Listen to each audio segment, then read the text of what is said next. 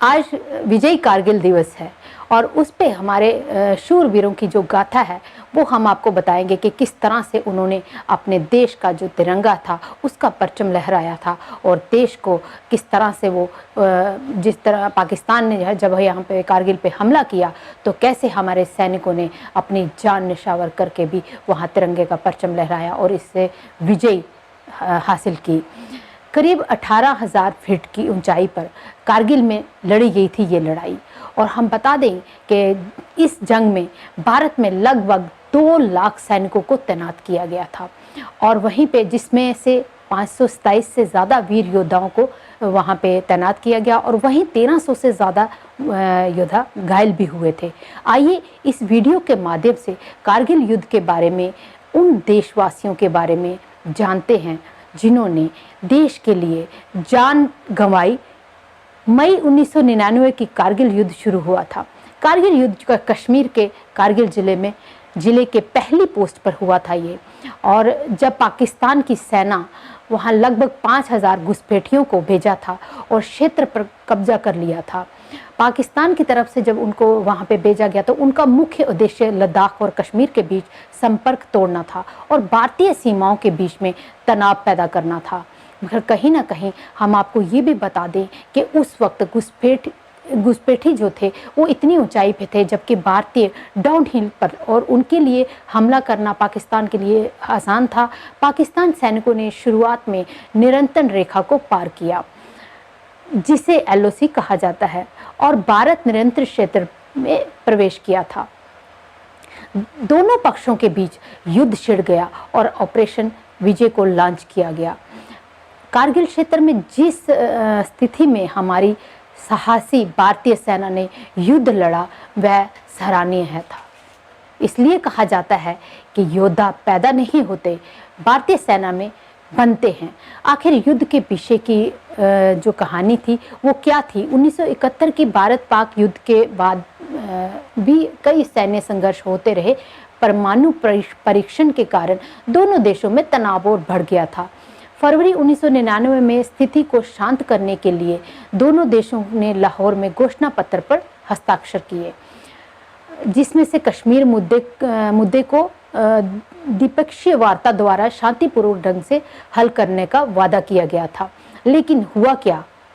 पाकिस्तान अपने सैनिकों को और अर्धसैनिक बलों को छिपाकर नियंत्रण रेखा के पार भेजने लगा और इस घुसपैठ का नाम ऑपरेशन भद्र रख दिया था, जिसका मुख्य उद्देश्य था कश्मीर और लद्दाख के बीच की कड़ी को तोड़ना। और भारतीय सेना के जो हमारे जवान थे, भारतीय सेना को सियाचिन ग्लेशियर से वहाँ से भी हटाने का उन्होंने सोचा था। साथ ही पाकिस्तान का मानना था कि इस क्षेत्र में किसी भी प्रकार के तनाव को पैदा करने की कश्मीर मुद्दे को अंतर्राष्ट्रीय मुद्दा बनाना है और अंतर्राष्ट्रीय मुद्दा बनाने के लिए उन्हें मदद मिलेगी। फिर पता चलने पर भारत ने ऑपरेशन विजय पाकिस्तान के खिलाफ चला दिया। भारतीय वायुसेना ने कारगिल युद्ध में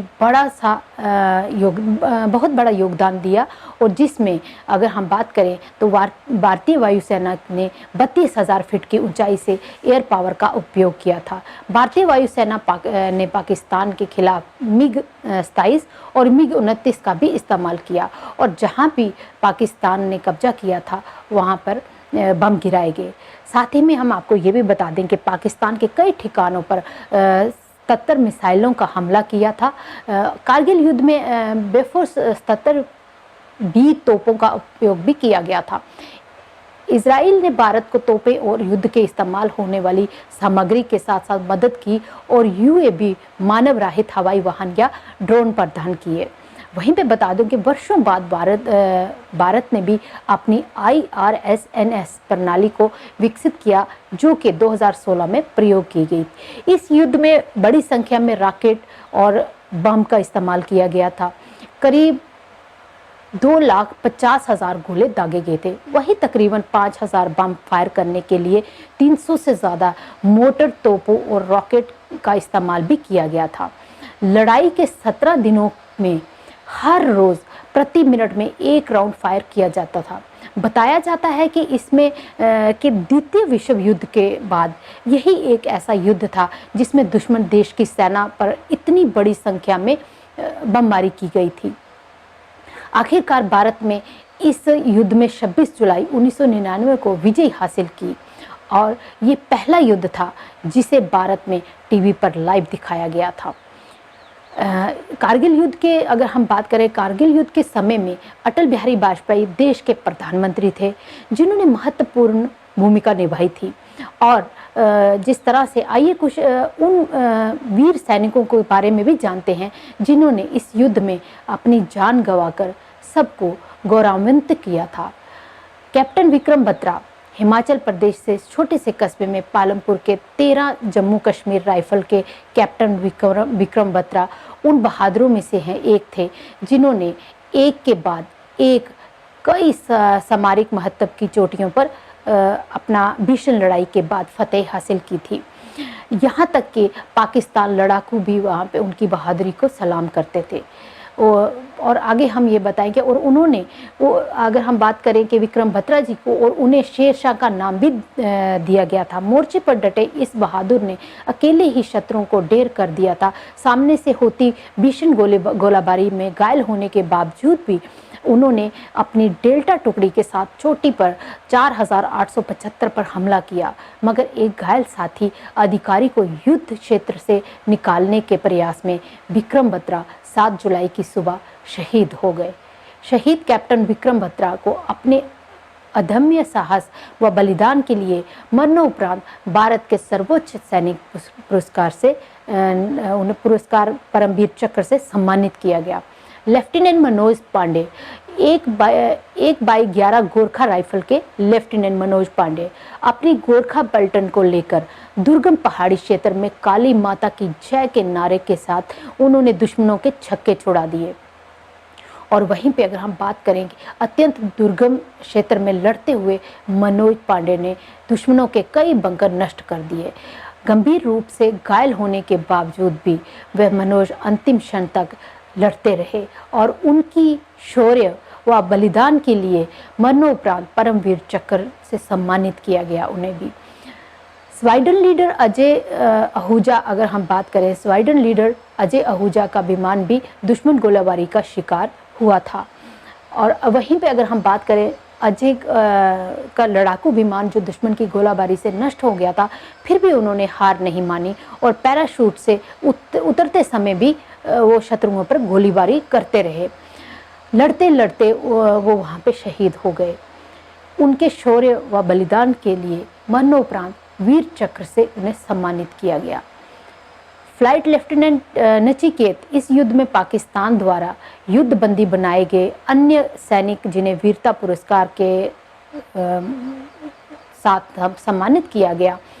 उन्हें ग्रेनेडियर योगेंद्र सिंह यादव और 18 grenadiers Paramvir Chakra rifleman Sanjay Kumar, 13 JAK rifle Paramvir Chakra कप्तान अनुज नैयर, 17 जाट रेजिमेंट महावीर चक्र मरणोपरांत मेजर राजेश सिंह अधिकारी, 18 ग्रेनेडियर्स महावीर चक्र मरणोपरांत कप्तान हनीफ और उनके ही उसी हनीफुल दीन 11 राजपूताना राइफल के वीर चक्र से मरणोपरांत उनको नवाजा गया। मेजर मरियन सरवनन बिहार वीर चक्र मरणोपरांत हवलदार चुनीलाल 8 JAK राइफल वीर चक्र। ऐसा कहना गलत नहीं होगा कि युद्ध कभी अच्छा नहीं होता है, ये दोनों तरफ एक बहुत बड़ा नुकसान होता है।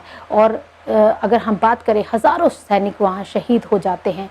भारत एक ऐसा राष्ट्र है जिसे हमेशा विश्व शांति स्थापित करने की ओर से पहल की और कभी भी किसी भी प्रकार के युद्ध में विश्वास नहीं किया। और वहीं पे अगर हम बात करें, भारतीय सेना ने हमेशा विदेशी सेनाओं से राष्ट्र की रक्षा की है और हर बार मातृभूमि के लिए अपने उनके शौर्य का बलिदान दिया है। इसके साथ ही हमें गर्व महसूस कराया। ऐसी सेना को हम सलाम करते हैं जो हर मुश्किल परिस्थिति में हमारे लिए हमेशा तैयार रहती है और हमारी रक्षा करती है। भारतीय सेना को श्रद्धांजलि देते हुए अटल बिहारी वाजपेयी जी ने कहा था, तू शहीद हुआ तो ना जाने कैसे तेरी माँ सोई होगी, तू शहीद हुआ तो ना जाने कैसे तेरी माँ सोई होगी। एक बात तय है, तुझे लगने वाली गोली भी 100 बार सोई होगी, तुझे लगने वाली गोली भी 100 बार रोई होगी। शत शत नमन कारगिल के एक विजय गाथा को। अगर आपको ये वीडियो अच्छा लगा हो, लाइक करें,